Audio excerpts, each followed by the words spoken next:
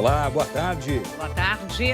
Os celulares do presidente Jair Bolsonaro foram alvos de ataques de hackers. A afirmação é do Ministério da Justiça. A Polícia Federal vasculha operações financeiras dos 4 presos pelas invasões a telefones de autoridades. E apura a origem dos R$100 mil encontrados na casa de um dos presos. E ainda, o ministro Dias Toffoli determina que a Petrobras deve abastecer os navios iranianos parados no Brasil. O primeiro semestre tem o maior saldo de contratações com carteira assinada em 5 anos. Moradores de Pernambuco sofrem com os estragos das chuvas. E os 6 meses da tragédia em Brumadinho. As famílias prestam homenagens às vítimas. 22 pessoas estão desaparecidas. O Jornal Hoje está começando. O Ministério da Justiça e Segurança Pública informou que telefones celulares usados pelo presidente Jair Bolsonaro também foram alvos de ataques do grupo de hackers preso na terça-feira. 4 pessoas estão presas em Brasília. Os detalhes sobre as investigações agora ao vivo com a nossa repórter Camila Bonfim. Camila, boa tarde para você. Oi, Sandra, boa tarde para você, para o Doni e para todos. Olha, essa nota foi divulgada pelo Ministério da Justiça pela manhã e essa comunicação diz o seguinte: o Ministério da Justiça e Segurança Pública foi, por questão de segurança nacional, informado pela Polícia Federal de que aparelhos celulares do presidente Jair Bolsonaro foram alvos de ataques pelo grupo de hackers, preso na última terça-feira. E por questão de segurança nacional, o fato foi devidamente comunicado ao presidente da República. E há pouco, Sandra e Doni, também houve um comunicado, uma nota oficial da Secretaria de Comunicação da Presidência sobre esse caso e dando outros detalhes. Nessa nota, a Secretaria de Comunicação diz que o Gabinete de Segurança Institucional disponibiliza ao governo um aparelho móvel chamado de TCS, que é o Terminal de Comunicação Seguro, que é por meio da Agência Brasileira de Inteligência. E esse terminal tem uma tecnologia própria da agência. Agora, cabe a cada autoridade optar por usá-lo ou não. Outras informações sobre esse aparelho, esse TCS. Ele é um aparelho móvel, ele faz chamada de voz, troca de mensagens e também de arquivos criptografados com algoritmos do Estado. Agora, ele não permite baixar aplicativos comerciais e ele consegue fazer ligações, tem a função de fazer ligações, só que não criptografadas. Preventivamente, o Gabinete de Segurança Institucional diz que faz alertas, recomendações de segurança à Administração Pública Federal. E agora outros detalhes, segundo o GSI, somente no inquérito aberto pela Polícia Federal aqui em Brasília. E olha, sobre esse assunto, o presidente Jair Bolsonaro falou sobre esse caso em Manaus. Vamos ver. Sempre tomei cuidado nas informações estratégicas. Essas não são passadas via telefone, então não estou nem um pouco preocupado se porventura algo vazar aqui do meu telefone aqui. Não vou encontrar nada que comprometa, por exemplo, o que estamos tratando com outros chefes de Estado, o tocante à Venezuela, as questões estratégicas para o Brasil. Isso é conversado pessoalmente em nosso gabinete. Perderam tempo comigo. Agora são 4 presos temporários nessa investigação. Lembrando que a operação foi deflagrada na terça-feira com prisões temporárias, aquelas de inicialmente 5 dias. 2 presos estão aqui na Superintendência da Polícia Federal em Brasília, que são o Walter Delgatti e o Danilo Cristiano Marques. E outros 2, um casal. Esse casal está em uma área da Polícia Federal no aeroporto aqui de Brasília, que é o casal Gustavo Elias Santos e Suelen Priscila. Aqui em Brasília, os investigadores seguem, então, com informações já colhidas nas buscas e apreensões e também cruzando o que foi relatado nos depoimentos que foram tomados essa semana aqui na Superintendência. E a gente vai saber os detalhes agora na reportagem da Flávia Alvarenga. Os depoimentos dos 4 presos terminaram por volta das 9h30 da noite de ontem. A polícia não divulgou o teor das declarações, porque a investigação corre em sigilo. Os presos são Gustavo Elias dos Santos, de 28 anos, o DJ Guto. Ele já foi condenado por porte ilegal de arma e tem passagem por uso de documento falso. Suelen Priscila de Oliveira, de 25 anos, namorada de Gustavo, não tinha passagem pela polícia. Walter Delgatti Neto, de 30 anos, conhecido como o Vermelho. Tem condenação por tráfico, estelionato, falsificação e por usar o cartão de crédito de outra pessoa. E Danilo Cristiano Marques, de 33 anos, já teve condenação por roubo. Para a polícia, os 4 estão ligados a crimes como estelionato eletrônico e fraudes bancárias. Estão, de alguma forma ou outra, vinculados a fraudes bancárias eletrônicas praticadas mediante internet banking, mediante engenharia social com contato com possíveis vítimas e fraudes em cartões de crédito e débito. A polícia apreendeu R$100 mil em espécie no endereço de Gustavo Elias, em São Paulo. Um condomínio de apartamentos num bairro simples, na zona sul da capital paulista. Segundo o advogado dele, a origem do dinheiro é lícita, porque Gustavo opera no mercado de Bitcoin, moeda virtual. A Polícia Federal disse que encontrou em um dos celulares apreendidos uma conta do Telegram vinculada ao nome Paulo Guedes. No início dessa semana, a assessoria do ministro da Economia, Paulo Guedes, informou que o celular dele foi alvo de uma invasão. Agora, o material apreendido pela PF vai passar por uma perícia para confirmar se os mesmos suspeitos foram os responsáveis por hackear o celular do ministro. Os investigadores estimam que o grupo tenha participado da invasão de cerca de 1.000 celulares. Entre as vítimas estariam integrantes do Executivo, Legislativo e Judiciário. Hoje, no meio da manhã, o advogado de Walter Delgatti Neto, Luiz Gustavo Delgado, chegou à Polícia Federal para se encontrar com o cliente. Ontem, em entrevista ao jornal O Estado de São Paulo, o advogado disse que Walter tem problemas psiquiátricos. Eu não vou comentar nada por agora, amigo. Ontem, fontes ligadas à investigação disseram que Walter, também conhecido como Vermelho, confirmou em depoimento ser o responsável por invadir o celular do ministro Sérgio Moro e de outras centenas de autoridades. O advogado de Gustavo disse que o cliente contou que viu mensagens no computador do amigo Walter Neto, que ele chama de Vermelho. O que ele me disse é que ele chegou a ver isso no telefone dele. Desculpa, no computador dele, inclusive ele printou algumas mensagens no computador dele. E ele me disse que, inclusive, no aplicativo dele, ele devolveu uma mensagem pro Walter, dizendo, olha, cuidado com isso que você vai ter problema. A decisão de prender os 4 partiu do juiz Valisney de Oliveira, da 10ª Vara da Justiça Federal em Brasília. O juiz afirma na decisão que há fortes indícios de que os investigados integram organização criminosa para a prática de crimes e se uniram para violar o sigilo telefônico de diversas autoridades públicas brasileiras via invasão do aplicativo Telegram. O juiz também cita movimentações financeiras suspeitas nas contas de Gustavo e de Suelen. Gustavo movimentou mais de R$400 mil em 2 meses. A renda mensal dele é de R$ 2.866. Já Suelen movimentou R$203 mil entre março e maio deste ano. A renda mensal declarada é de R$ 2.192. O juiz concluiu que há incompatibilidade com as movimentações e que é necessário rastrear os recursos recebidos e averiguar eventuais patrocinadores das invasões ilegais dos celulares.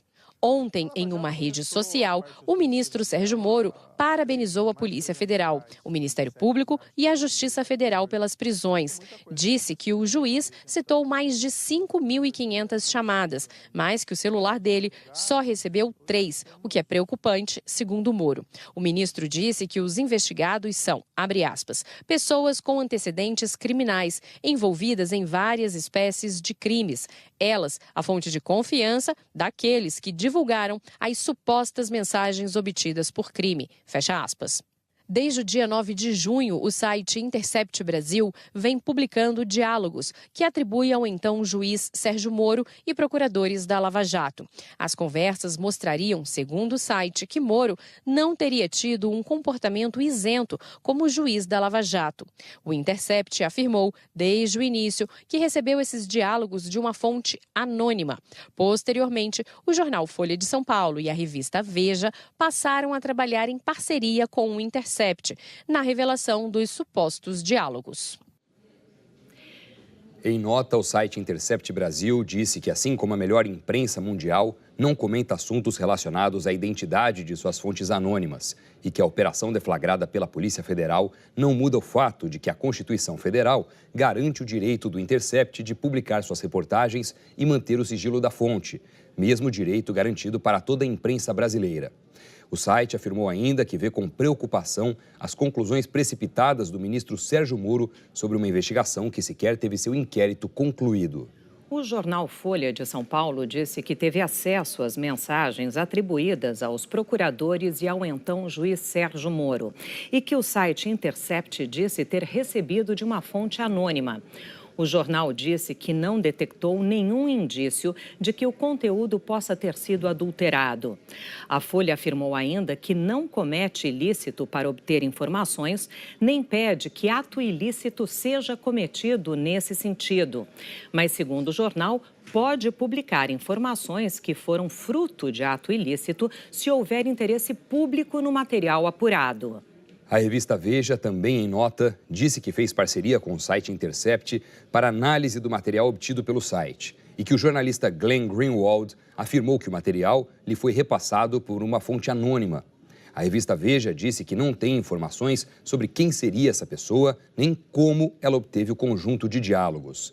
A revista, segundo a nota, realizou análise da autenticidade das mensagens, que comprovou a veracidade delas. A partir de um criterioso trabalho e em nome do interesse público, segundo a Veja, decidiu publicar as reportagens sobre a conduta do ex-juiz Sérgio Moro. Ontem à noite, Ariovaldo Moreira, advogado de Gustavo Elias Santos e Suelen Priscila de Oliveira, afirmou que Gustavo contou em depoimento que a intenção do outro suspeito preso, Walter Delgatti Neto, era vender as informações obtidas por hackeamento para o Partido dos Trabalhadores. Mas o advogado ressaltou que o cliente dele não sabe se Walter chegou a vender esse material ou a procurar alguém. O advogado também afirmou que o cliente não tem nenhuma informação sobre as publicações do Intercept.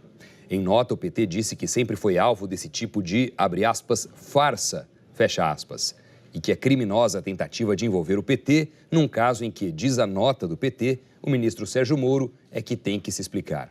Vamos ver agora a entrevista feita com o advogado Ariovaldo Moreira. Danilo foi ouvido hoje, né, que seria dos 4 acusados, o segundo acusado. Meus clientes foram ouvidos na sequência, foram ouvidos o primeiro o Gustavo e depois a Suelen. E com relação ao Gustavo, é exatamente o que eu havia narrado para os senhores. Ele confirma que o Walter tinha realmente, ao menos, informações acerca da conta do Instagram do Telegram do juiz Sérgio Moro. Ele tinha essas informações. A única coisa que ele acrescentou a mais do que eu disse para vocês, que a intenção dele era vender essas informações para o PT. Essa informação, isso aí está nos autos, é oficial. Então ele confirma que o Walter mandou mensagens para ele, mandou inclusive parte da interceptação telefônica do juiz Sérgio Moro. E a intenção, segundo ele, o meu cliente, ele dá conta de que o Walter disse a ele que a intenção era vender esse produto, essas informações, para o Partido dos Trabalhadores. Vocês falaram algo sobre os depósitos? Sim, na verdade não é um recurso que ele tinha de R$400 mil na conta corrente. Isso aí é um dinheiro que circulou na conta dele num determinado período. Então ele mesmo explicou que ele fazia as aplicações lá no Bitcoin, esse tipo de moeda virtual, e depositava o dinheiro, sacava o dinheiro, mas na verdade o movimento dele, ele declara o movimento dele na ordem de R$200 mil. E da esposa, da Suelen? É ele que movimentava a conta dela, era ele que movimentava. Ela muito pouco sabe, ela não sabe nem detalhes acerca da moeda virtual, como funciona, como opera. Ele operava em nome dela e usava a conta dela. Mas ele vendeu? Ele chegou... Não. Ele chegou a procurar alguém? Não, o meu cliente não sabe, não tem essa informação. A única coisa que meu cliente narrou, é que o Walter disse para ele a intenção de vender isso para o Partido dos Trabalhadores. Se ele vendeu, se ele não vendeu, se ele entregou esse material gratuitamente para alguém, isso nós não sabemos. Doutor, e ele sabe explicar como é que essas informações chegaram ao editor Green? Não sabe dizer. O que ele sabe é que o Walter tinha realmente as interceptações do juiz Sérgio Moro. Também não sabe dizer se foram vendidas para eles. Não sabe o destino que ele deu. É que, na verdade, o Walter é uma pessoa muito difícil, entendeu? É uma pessoa que, no primeiro momento, para vocês terem uma ideia, o Gustavo não acreditou. Quando ele encaminhou para ele parte das conversas. Ele não acreditou. Aí, num segundo momento, que além das conversas do juiz Sérgio Moro, ele apresenta outras pessoas interceptadas, que segundo consta, que segundo o Walter narra, foi ele que interceptou. Foi o Walter que invadiu essa conta, é isso? Não posso afirmar. O meu cliente disse que ele apresentou isso para ele, mas se foi o Walter que invadiu, eu não tenho essa informação.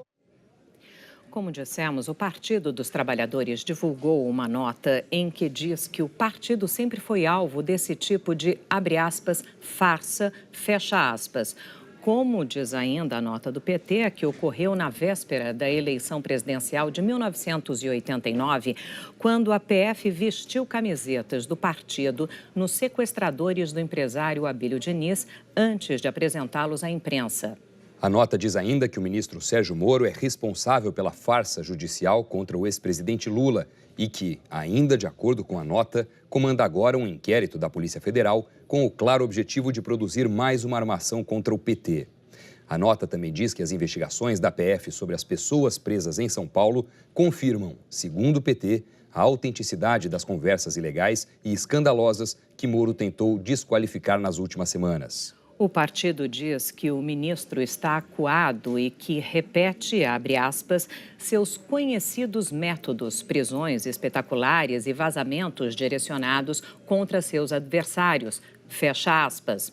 O Partido dos Trabalhadores diz também que é criminosa a tentativa de envolver o PT num caso em que é Moro que tem que se explicar e em que o maior implicado é filiado ao DEM.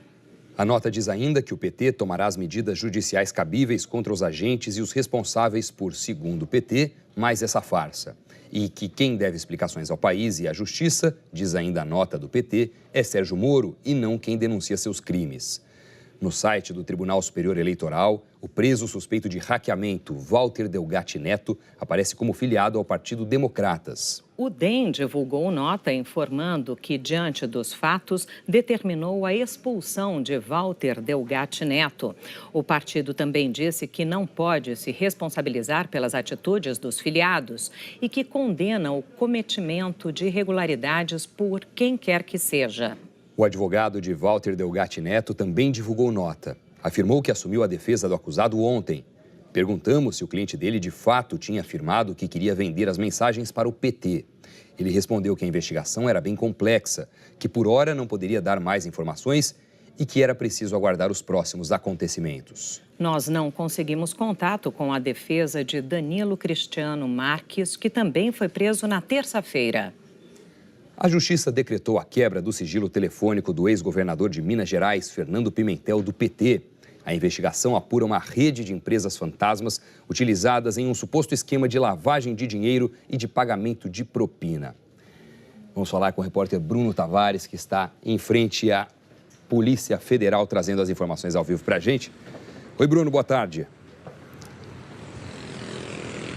Oi, Doni, boa tarde para você, para a Sandra, boa tarde a todos. A Polícia Federal chegou a pedir buscas em endereços do ex-governador Fernando Pimentel, mas a Justiça Federal em São Paulo negou o pedido. A quinta fase da Operação Descarte apura um esquema de lavagem de dinheiro e pagamento de propina num contrato da CEMIG, a estatal de energia de Minas Gerais, com uma empresa de energia eólica no valor de 810 milhões de reais. Segundo a PF, 40 milhões de reais teriam sido desviados. E os investigadores afirmam que parte desse dinheiro chegou às mãos de pessoas ligadas ao PT de Minas Gerais e da Bahia e também ao PSDB de Minas Gerais. Segundo a Polícia Federal, algumas dessas pessoas são ligadas ao deputado federal Aécio Neves, do PSDB. Hoje foram cumpridos 8 mandados de busca e apreensão nos estados de São Paulo, Minas Gerais e Bahia, e um dos alvos das buscas foi o ex-deputado federal Gabriel Guimarães, do PT de Minas Gerais. Doni e Sandra. Bruno Tavares, obrigado pelas informações. O ex-governador de Minas Gerais, Fernando Pimentel, disse que não faz a menor ideia porque o nome dele está incluído na relação de investigados e que o inquérito cuida de fatos anteriores ao seu mandato. A Companhia Energética de Minas Gerais disse que está em total colaboração com as autoridades e que também tem interesse na rápida evolução das investigações. O PT não se manifestou. O PSDB de Minas não vai se posicionar e a assessoria do deputado federal Aécio Neves disse que não conhece o assunto e, por isso, não vai se manifestar. Nós não conseguimos contato com o ex-deputado federal Gabriel Guimarães. O Ministério Público Federal vai entregar quase 425 milhões de reais recuperados pela Operação Lava Jato à Petrobras. A cerimônia está marcada para hoje à tarde em Curitiba. Desde 2015, a Lava Jato já devolveu 3 bilhões 184 milhões de reais desviados da Petrobras, sem contar essa entrega de hoje. A gente fala agora sobre o mercado de trabalho. O Brasil criou 408.500 empregos formais no primeiro semestre do ano. Esse é o melhor resultado na geração de vagas com carteira assinada para o período em 5 anos. Em 2015 e em 2016 também, o primeiro semestre foi de demissões. No ano seguinte, uma recuperação lenta e desde então, essa recuperação vem ganhando ritmo. Pelos números do Ministério do Trabalho, no primeiro semestre deste ano, houve abertura de vagas formais em 7 dos 8 setores analisados. Destaque positivo, por exemplo, para serviços, com uma geração de vagas formais superior a 270 mil. Na sequência, agropecuária e indústria. No comércio, houve mais demissões que contratações, um saldo negativo de quase 90 mil vagas. O governo federal divulgou ontem as regras para o saque do FGTS. O dinheiro começa a ser liberado em setembro, mas já tem gente fazendo conta. A mercearia do seu Manuel sempre vendeu fiado, mas agora, volta e meia, ele recebe um calote. O povo anda sem dinheiro. São pelo menos 50 pessoas. Esses consumidores representam 40% dos lucros e a expectativa é de que a liberação do FGTS não só aqueça ainda mais as vendas, mas que ajude essa gente toda aqui, olha, a quitar o que deve. Vai ajudar bastante a pessoa que está devendo. Os saques começam a ser liberados em setembro e vão até março do ano que vem. O cronograma vai ser divulgado pela Caixa em agosto. O limite máximo é de R$ 500 para cada conta, ativa ou inativa. Saques de menos de R$ 100 poderão ser feitos em casas lotéricas. Segundo o governo, 81% das contas do FGTS têm menos de R$ 500 de saldo. E quase 100 milhões de trabalhadores poderão sacar o dinheiro. Em todo o país, 23 milhões de pessoas que estão com nome sujo vão poder usar o saque para quitar dívidas. Com R$ 500 a senhora quitaria todas as suas contas? Não resolveria. Não resolveria. Mas daria pelo menos um fôlego? Ah, sim, com certeza. A partir do ano que vem, será criado o saque aniversário, que vai variar de acordo com o saldo. Quanto menos dinheiro na conta, maior o percentual. Serão 7 faixas de 5% a 50%. Quem tem até R$ 500 pode sacar metade do que tem na conta. Se tiver mais de R$ 20 mil de FGTS, o saque anual será de 5%, mais um adicional de R$ 2.900. Para fazer o saque aniversário, será preciso avisar a Caixa Econômica Federal a partir de outubro. Quem optar por esse saque não poderá retirar todo o FGTS em caso de demissão sem justa causa. Mas continua tendo direito à multa de 40% devida pelo empregador. Se o trabalhador desistir do saque aniversário, vai ter que esperar 2 anos para voltar a ter direito ao saque integral. Excepcionalmente, no ano que vem, o saque anual vai começar em abril para os que fazem aniversário em janeiro e fevereiro. Quem faz em março e abril vai retirar em maio. Os aniversariantes de maio e junho poderão sacar em junho. A partir de julho, segue calendário normal no mês do aniversário de cada um. 100 milhões de pessoas, 87%, ou seja, a população mais frágil, mais pobre, terá acesso. E tem a oportunidade de escolha. Não é um teco do voo da galinha, é um aumento de renda permanente se você ficar empregado. Lutar para fazer bem seu trabalho e continuar empregado. Você vai receber um salário extra todo ano. Este especialista em finanças diz que vale a pena sacar o FGTS. Esse dinheiro vem perdendo o poder de compra frente à inflação. Então, vale a pena resgatar. Hoje, o Fundo de Garantia tem o pior rendimento do mercado. Moradores da região metropolitana do Recife ainda sofrem com os prejuízos da chuva que causou a morte de 12 pessoas. O repórter Bruno Grubert tem os detalhes. Boa tarde, Bruno. Oi, Doni, Sandra, boa tarde para vocês, boa tarde a todos. Agora o sol sai entre nuvens por aqui, parou a chuva forte, mas a situação ainda é preocupante. 5 municípios pernambucanos estão em situação de emergência. Olinda, Abreu e Lima, Igaraçu e Goiânia, na região metropolitana do Recife, e Vicência, na zona da Mata Norte de Pernambuco. O governo do estado criou um comitê para o acompanhamento das chuvas. Esse comitê é formado pelo Corpo de Bombeiros, pela Defesa Civil, também pela Casa Civil e pela Casa Militar. As equipes ainda terão muito trabalho pela frente, porque apesar de a chuva ter parado, ainda há áreas de risco que estão totalmente destruídas. E o mais importante, há centenas de famílias que ainda estão fora de casa. Na cidade de Abreu e Lima, os bombeiros passaram mais de 17 horas para encontrar o corpo de Maria Eduarda da Silva, de 21 anos. Ela estava grávida de 8 meses. Maria Eduarda e outras 4 pessoas morreram aqui. Ontem, informações desencontradas davam como 13 o número de mortos na queda de barreiras na região metropolitana. O corpo de Maria Eduarda ainda não havia sido encontrado e uma das vítimas, de Olinda, constava em 2 endereços diferentes nos registros dos bombeiros e da Defesa Civil da cidade. 1.200 pessoas tiveram que deixar as casas na região metropolitana. Sentindo a perca dos meus amigos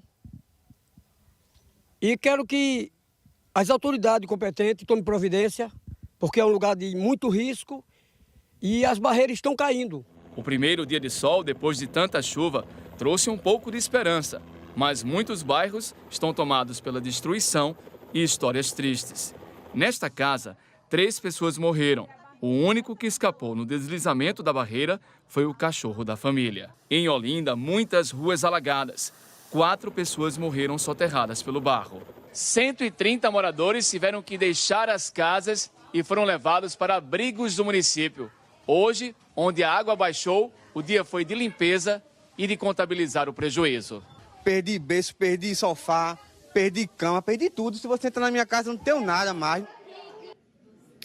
Vamos então ver a previsão do tempo para Pernambuco. Eliana Marques já está por aqui. Oi, boa tarde, Eli. Boa tarde, Sandra, Doni, boa tarde a todos. Tem risco de voltar a chover por lá? Tem sim. Tem previsão de chuva ainda lá em Pernambuco, apesar de que os volumes de chuva já diminuem a partir de hoje, mas como o solo está muito encharcado, ainda tem risco de novos deslizamentos de terra.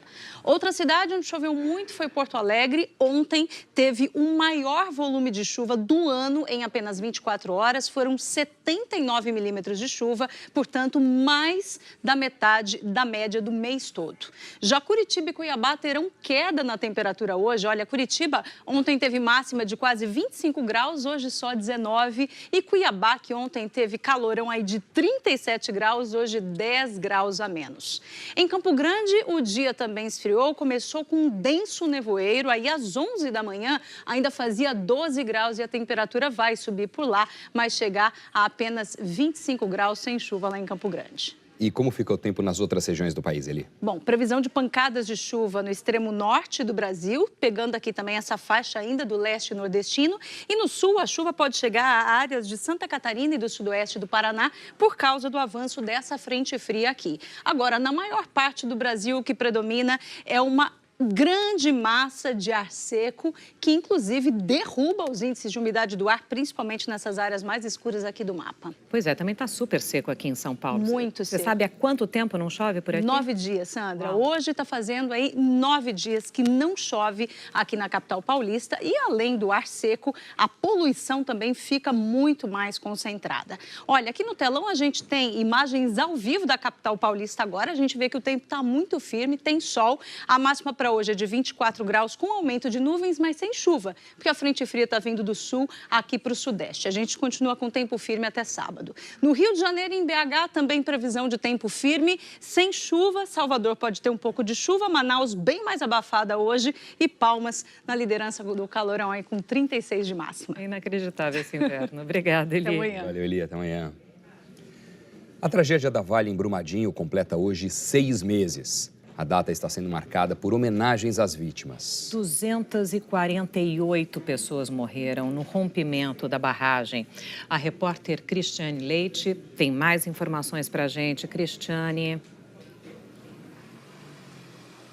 Oi, Sandra, Doni. Olha, moradores de Brumadinho e parentes das vítimas participaram das homenagens aqui no centro da cidade, às margens do rio Paraopeba. As 22 vítimas que estão desaparecidas também foram lembradas. O movimento dos atingidos por barragens, com o apoio dos bombeiros, usou bambus para montar pequenas jangadas, que foram colocadas no rio, representando os desaparecidos. Pétalas de rosas brancas também foram jogadas no Paraopeba.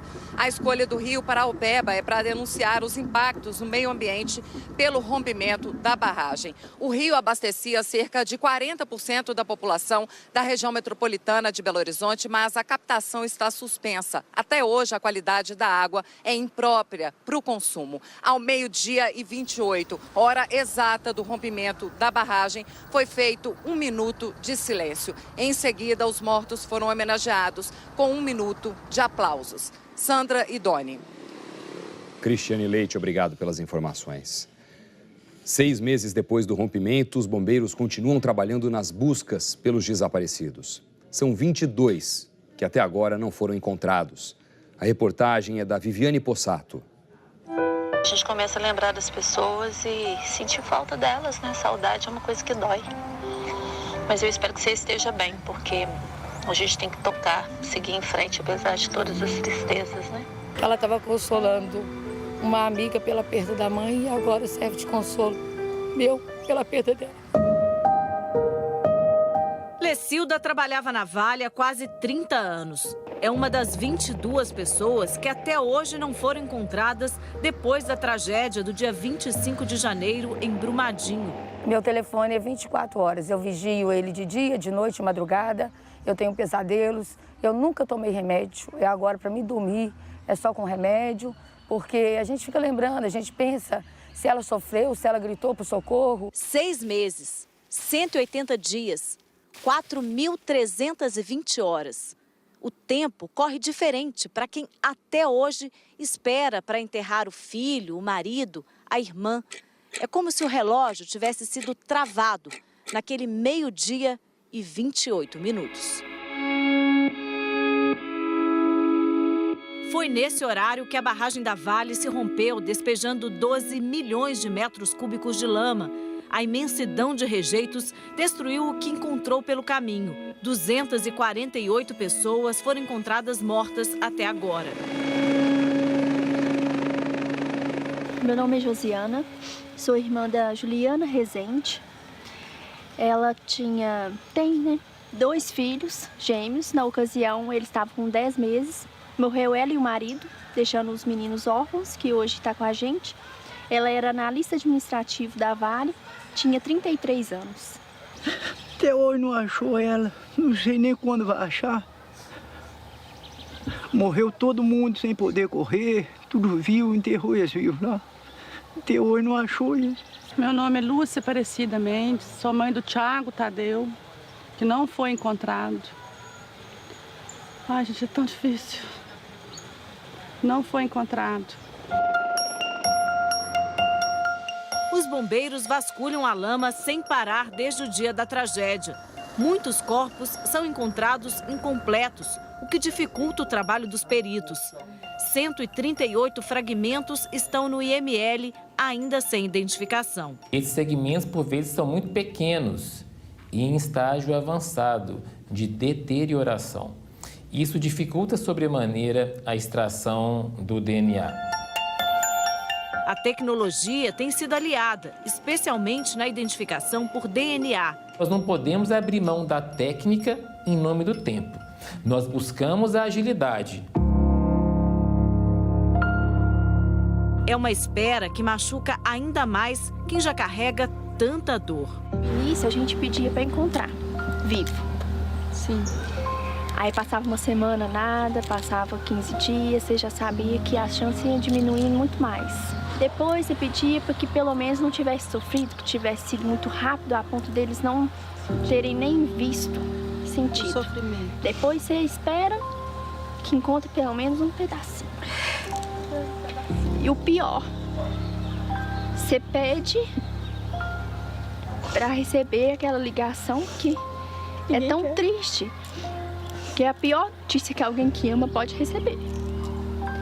mas é a que todos nós temos esperado.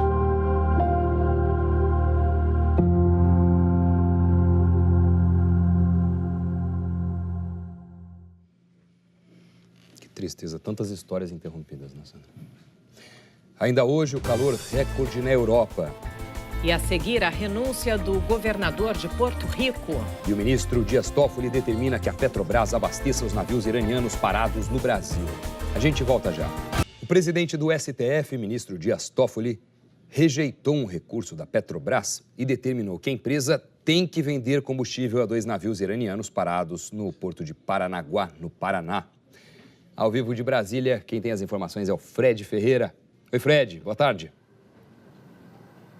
Oi, Doni, boa tarde a você, boa tarde a todos. Pois é, as embarcações estão paradas no porto de Paranaguá desde o início de junho. Com a decisão do presidente do STF, ministro Dias Toffoli, a Petrobras está obrigada a vender combustível aos 2 navios iranianos. O caso começou a ser discutido na Justiça do Paraná, que deu uma decisão provisória para que a Petrobras fizesse esse abastecimento, mas a Petrobras recorreu ao Supremo Tribunal Federal com o argumento de que as embarcações têm represálias, têm sanções do governo norte-americano, e aí a Petrobras ficou com medo de represália do governo dos Estados Unidos. No dia 10 de julho, Dias Toffoli suspendeu a decisão que obrigava o abastecimento, mas ontem ele decidiu manter a decisão da Justiça do Paraná, depois de ouvir os argumentos da União e também da Procuradoria-Geral da República sobre ele disse que não tem risco de soberania